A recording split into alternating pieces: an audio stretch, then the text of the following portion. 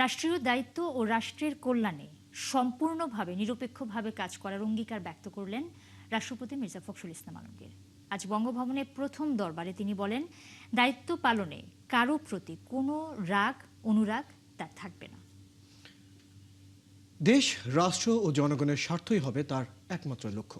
যে কোনো পরিস্থিতিতে জনগণের আস্থা অর্জন, সততা, নিষ্ঠা ও দায়িত্বশীলতা নিশ্চিতের উপর গুরুত্ব আরোপ করেন রাষ্ট্রপতি। শফিকুল হকের প্রতিবেদন।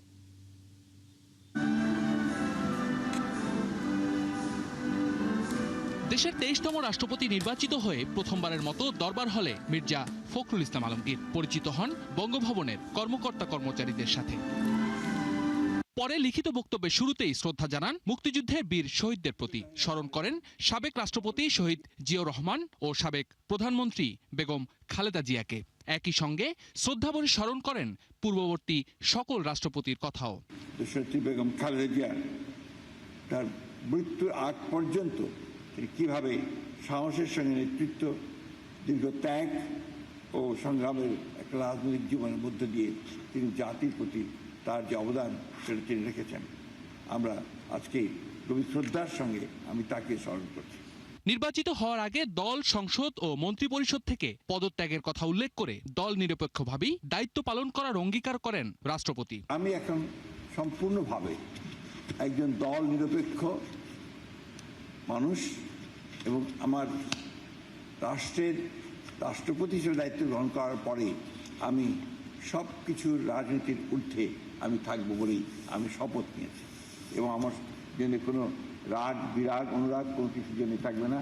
আমার সামনে একটাই মূল উদ্দেশ্য, লক্ষ্য, সেটা হচ্ছে আমার দেশ, আমার রাষ্ট্র, আমার জনগণ।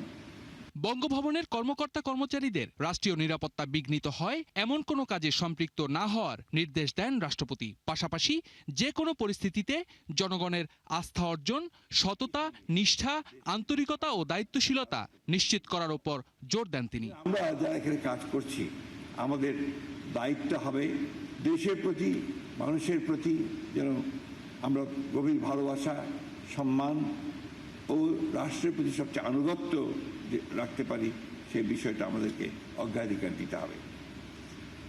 সকল কাজে নিষ্ঠা, আন্তরিকতা, পেশাদারিত্বের সাথে নিজ নিজ দায়িত্ব পালন করতে হবে এবং যে কোনো পরিস্থিতিতে সততার সর্বোচ্চ মান বজায় রেখে জন আস্থা অর্জন করতে হবে।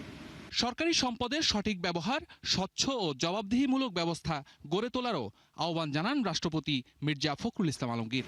সকল রাষ্ট্রীয় ব্যয়ের ক্ষেত্রে আমাদেরকে সাশ্রয়ী হতে হবে, দায়িত্বশীল মনোভাব অবলম্বন করতে হবে এবং জনগণের অর্থ যেন অপচয় না হয় সেদিকে আমাদেরকে সব সময় সতর্ক দৃষ্টি রাখতে হবে। শফিকুল হক, ৭১, ঢাকা।